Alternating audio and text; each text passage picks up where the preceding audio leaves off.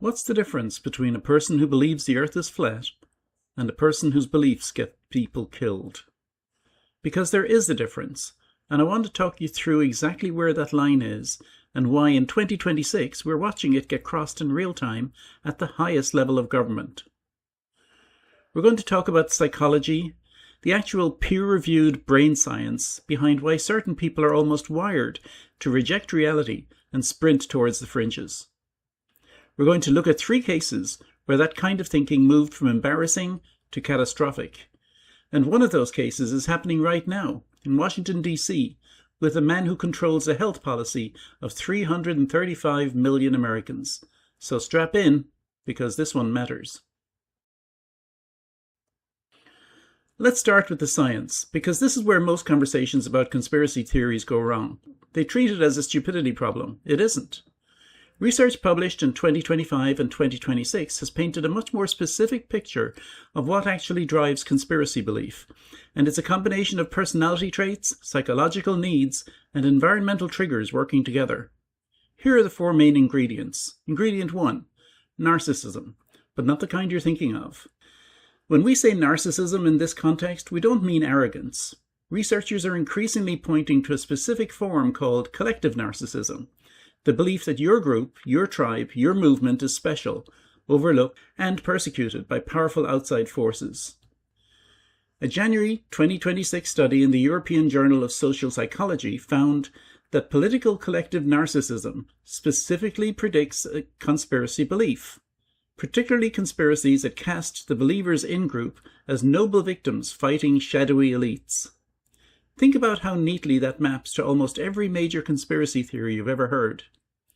They don't want you to know this. The mainstream is hiding the truth. We figured it out and they're trying to silence us. Every one of those phrases is the voice of collective narcissism, and it feels good. Because you're one of the few people sharp enough to see through the lies is psychologically rewarding. It's a hit of dopamine dressed up as enlightenment. Ingredient 2, the need for uniqueness. Closely tied to narcissism is what psychologists call the need for cognitive uniqueness, the desire to hold beliefs that set you apart from the herd. If everyone believes the official story and you believe the real story, you're special. You matter. You see what others miss. A 2025 Science Direct study found that this trait directly offsets the protective effects of education, meaning that a highly educated narcissist may be more likely to embrace conspiracy theories than someone with less education, because their intelligence gives them better tools to rationalize and defend the fringe position they're already emotionally committed to. This is sometimes called galaxy-brained reasoning, the ability to construct an elaborate, internally consistent argument for something that is completely detached from reality. Ingredient 3, epistemic mistrust. Epistemic mistrust is a $5 phrase for something very simple. I don't trust official sources of knowledge. A 2025 medical study found that epistemic mistrust, complied with psychological rigidity, completely mediates the relationship between narcissism and conspiracy belief. In other words, they aren't independent factors, they form a chain. Narcissism, I'm special and persecuted. Mistrust of official institutions, rigidity in the face of contradictory evidence, full-blown conspiracy belief. And critically, this process typically begins with something legitimate. Institutions do sometimes lie. Governments have covered things up. Pharmaceutical companies have been caught falsifying data. The seed of mistrust is often planted in real soil. The problem is, when that legitimate skepticism metastasizes into a blanket rejection of all institutional knowledge, including the stuff that has been verified 1,000 times by independent researchers across every corner of the world. Ingredient 4, the social ecosystem. Here's the one people underestimate the most. A 2026 study found that just 5 posts on a social media platform may be enough to meaningfully shift what a person believes. 5. Conspiracy communities don't recruit people with pamphlets. They recruit them through algorithms. Someone watches one video questioning vaccine safety. The algorithm serves them another, then another, each one slightly more extreme than the last, each one building a social world, comments, likes, followers, shared outrage that rewards them for going deeper. And here's the cruel part. As they go deeper, their social identity becomes tied to these beliefs. Changing their mind no longer just means updating a piece of information. It means losing their community, losing their identity, admitting they were wrong in public, in front of people who looked up to them. That's not a logic problem you can solve with facts. That's a human problem, and it requires a human solution. But first, let me show you what happens when it goes wrong at scale. 3 cases, 3 different levels of damage, each one completely real. I've organized these roughly by scale of damage. Case 1 is small and local, but illustrates the pattern perfectly. Case 2 is one of the deadliest preventable public health disasters in modern history. Case 3 is happening right now. Case 1, Pizzagate, and a man who drove 4 hours to save the children. In late 2016, a conspiracy theory began spreading on fringe internet forums. The claim was this, that a pizza restaurant in Washington, D.C. called Comet Ping Pong was secretly the headquarters of a child trafficking ring run by senior Democratic Party figures, including Hillary Clinton. There was no evidence, none, not a single verified fact. It was assembled entirely from misread emails, wild pattern matching, and the kind of connect-the-dots thinking that the internet does very, very well. But for one man, a 28-year-old from North Carolina named Edgar Welch, it felt absolutely real. On December 4th, 2016, Welch drove 4 hours to Washington, D.C., walked into Comet Ping Pong with an AR-15 assault rifle, and fired multiple shots while investigating the supposed underground tunnels where the children were being held. There were no tunnels. There were no children. There was a family restaurant full of terrified customers and staff. Welch found nothing. He surrendered to police and was sentenced to 4 years in prison. Now, nobody died that day, and for that we were lucky. But think about what that story actually tells us. A man so thoroughly convinced by online misinformation that he was willing to risk his own freedom and someone else's life to act on it. Edgar Welch was not, by all accounts, a monster. He was a father. He genuinely believed he was going to rescue children. His motivation was compassion, filtered through a belief system that had completely uncoupled from reality. That's the mechanism, that's how it works. And in January 2025, about 9 years after the shooting, Edgar Welch was shot and killed by police during a traffic stop in North Carolina. A life consumed and ultimately ended by a trajectory that began with a conspiracy theory on a forum. Case 2. Thabo and Mbeki and the 330,000 deaths that didn't have to happen. Now let's talk about what happens when this kind of thinking reaches the top. Thabo and Mbeki became president of South Africa in 1999. During the early 2000s, South Africa was in the grip of the worst HIV/AIDS epidemic in the world. Millions of people were infected. The science was unambiguous. HIV causes AIDS. Antiretroviral drugs saves lives. The treatment existed. It worked. It was available. Mbeki rejected all of it. He had been influenced by a small group of fringe scientists, genuine PhDs, by the way, not just internet cranks, who argued that HIV did not cause AIDS, that the drugs were themselves toxic, and that AIDS was actually caused by poverty and malnutrition. This is not a fringe theory today. The scientific community reached its verdict on this decades ago. But to Mbeki, it fit perfectly, a conspiracy by Western pharmaceutical companies to profit from African suffering, while the real truth was suppressed. His government refused to roll out antiretroviral treatment programs. They refused to allow the drugs to prevent mother-to-child transmission for years. In 2008, researchers at Harvard published a study in the Journal of Acquired Immune Deficiency Syndromes. Their estimate, Mbeki's policies were directly responsible for approximately 330,000 deaths. 330,000 people. Deaths that were entirely preventable, treatments that existed, science that was settled. But one man at the top of one government decided he knew better than the consensus, and the result was a death toll larger than many wars. This is what the stakes look like when conspiracy thinking reaches power. Which brings me to case 3. RFK Jr. Robert F. Kennedy Jr. has been suspicious of vaccines for most of his adult life. He founded an organization called Children's Health Defense, which has been one of the most prolific sources of vaccine misinformation on the internet for over a decade. He has repeatedly suggested, against all scientific evidence, that childhood vaccines cause autism. He has described vaccine mandates as comparable to the Holocaust. a statement so extreme it drew condemnation from Holocaust survivors. This is not a man who came to skepticism reluctantly after reviewing the evidence.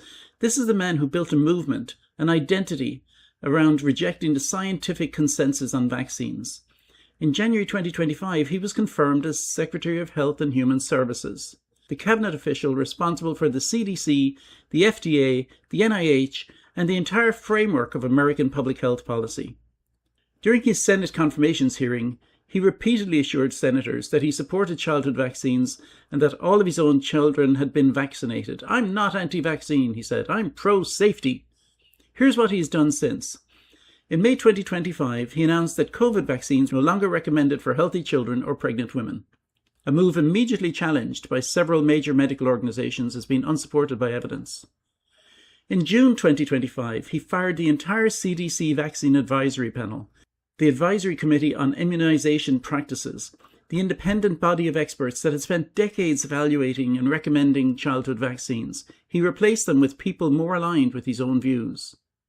In January 2026, the Childhood Vaccine Schedule, a document that had protected American children for decades, was cut from 17 recommended vaccines to 11.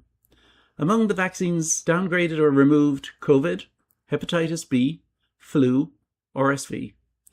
A federal judge temporarily blocked some of these changes in March 2026, ruling that proper federal procedures hadn't been followed. But here's what makes this different from the previous two cases, and in some ways more alarming.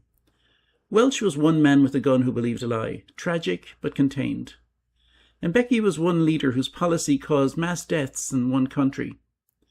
Kennedy is reshaping the institutional infrastructure of American public health, the systems, the panels, the schedules, the guidelines that protect not just 335 million Americans today, but will shape policy for decades. When you gut the expert panels, when you cut the vaccine schedule, when you send a signal from the highest levels of government that the official scientific consensus is not to be trusted, you do not just affect the people in the room, you affect every parent reading a headline, every community health worker explaining a recommendation, every parent trying to decide what to believe. You plant seeds of doubt in the most fertile soil imaginable. The Harvard researchers who estimated Mbeki's death toll were looking backward, counting a tragedy that had already happened. With Kennedy, we may only be able to count the cost years from now, in measles outbreaks, in pertussis deaths, in preventable hospitalizations among children whose parents trusted the new schedule over the old science. And that is what makes this the most consequential case of the three. Part 3. The pipeline. How people get there and how they get out. So now that we understand what it looks like, let's talk about the mechanism. How does a normal person end up as Edgar Welch? How does a democratically elected leader end up as Thabo Mbeki? How does a man with a famous surname end up dismantling the vaccine infrastructure of the most powerful country on earth? It almost never happens in a single jump. It happens in steps. Researchers who study online radicalization describe something called the rabbit hole effect. Step 1 is always something legitimate, a real grievance, a real scandal, a genuine piece of institutional failure. Maybe it's the Tuskegee experiment, where the US government really did allow black men to go untreated for syphilis for decades as part of a study. Maybe it's the opioid crisis, where pharmaceutical companies really did lie about addiction risks and really did pay doctors to push their products. Maybe it's a personal experience, a misdiagnosis, a side effect that didn't get taken seriously, a feeling of being dismissed by a doctor. These are real things, and they create real, legitimate skepticism of institutions. But then the algorithm takes over. The next video is slightly more extreme, then the next, and gradually the frame shifts from this specific institution failed in this specific way to all institutions are corrupt and everything they say is a lie. And once you're in that frame, you're no longer evaluating evidence, you're filtering it. Anything that confirms your view gets amplified, anything that contradicts it gets dismissed as part of the conspiracy. Cornell University published research in June 2025 confirming something that should disturb all of us. Conspiracy theorists are largely unaware that their beliefs are fringe. They genuinely believe the evidence is on their side. They genuinely believe mainstream opinion is catching up to them. They're not lying, they're not stupid. They are inside a closed epistemic loop, and the walls of that loop look from the inside exactly like reality. So how do you get someone out? This is where I want to give you something useful, because the wrong approach actively makes it worse. Confronting someone with facts does not work. It has never worked. Studies consistently show that presenting a conspiracy theorist with contradictory evidence triggers what's called the backfire effect, where the challenge actually strengthens the belief because it feels like the persecution they've been told to expect. See, they're attacking me for asking questions. That proves I'm onto something. Here's what the evidence actually suggests work. 1. Address the underlying emotional need, not the specific belief. Most conspiracy beliefs are downstream of something. Fear of losing control, anxiety about health, anger at institutions that really did let someone down. You don't fix the belief by attacking the belief. You fix it by engaging with the fear that the belief is serving. 2. Use motivational interviewing techniques. Ask questions, don't challenge. Instead of saying, "That's wrong and here's why," try, "What would it take to change your mind on this?" Or, "Is there any evidence that would make you reconsider?" When conspiracy believers are asked this question, two things happen. Either they describe evidence that genuinely could change their mind, which creates a window, or they say, "Nothing could change my mind," which surfaces the dogmatic nature of the belief to themselves. 3. Don't attack the community. Help build a bridge out. Remember, leaving a conspiracy community means losing a social world. People who have successfully exited these movements almost always credit a real-world relationship, a friend, a family member, a mentor who stayed in relationship with them without endorsing the belief. The goal isn't to win the argument. The goal is to stay in the relationship long enough for reality to reassert itself. 4. Former believers are the most effective messengers. The most effective voices against vaccine misinformation are not doctors with credentials. They're former anti-vaxxers who changed their minds and can speak to the experience from the inside. The most effective voices against flat earth beliefs are former flat earthers, some of whom have made their own YouTube channel documenting their journey back to consensus reality. Shame doesn't work. Credentialing doesn't work. Shared humanity does. Here's the thing I keep coming back to when I think about all of this. We live in a moment where institutional trust is genuinely, measurably, historically low, and not entirely without reason. Governments have lied. Companies have cheated. Experts have been wrong, and sometimes criminally negligent about admitting it. The conspiracy theorist is, in one sense, responding to real information. The institutions have failed. The experts can be bought. The system is imperfect. Where they go wrong, catastrophically wrong, is in the conclusion they draw from that. The answer to "experts can be wrong" is not, "therefore the fringes are right." The answer to "this institution lied about that thing" is not, "therefore everything that institution says about everything is a lie." The answer to "science is imperfect" is not, "therefore one guy on YouTube who thinks vaccines cause magnetism knows more than the entire peer-reviewed literature." Science is imperfect. It is also the best tool humanity has ever developed for getting closer to the truth. And the reason we know about the Tuskegee experiment is because scientists blew the whistle on it. The reason we know opioid companies lied is because researchers documented the harm. The reason we know which vaccines work and which ones don't is because scientists tested, failed, retested, and published their results for anyone to scrutinize. The institutions are flawed. The alternative to flawed institutions is not no institutions, it is better institutions, held to a higher account by all of us. As for the people, the Welches, the Mbekis, the Kennedys, the question isn't whether their underlying concerns were real. Sometimes they were. The question is whether the beliefs they chose to act on were grounded in evidence, and whether the people who couldn't vote on those actions, who couldn't opt out of those policies, who couldn't choose a different HHS secretary, or a different president, or a different parent, whether those people were protected. Because that's the real measure of what we owe each other. Not certainty, not perfection, just the honest, humble commitment to follow the best available evidence, even when a darker, more exciting story is only a click away. Okay, that's where I'll leave this one. Drop your thoughts in the comments, particularly on the Kennedy section. I'm genuinely curious whether people think what he's doing is legitimate reform or something much more dangerous. Like if this made you think, subscribe if you want more, and I'll see you in the next one.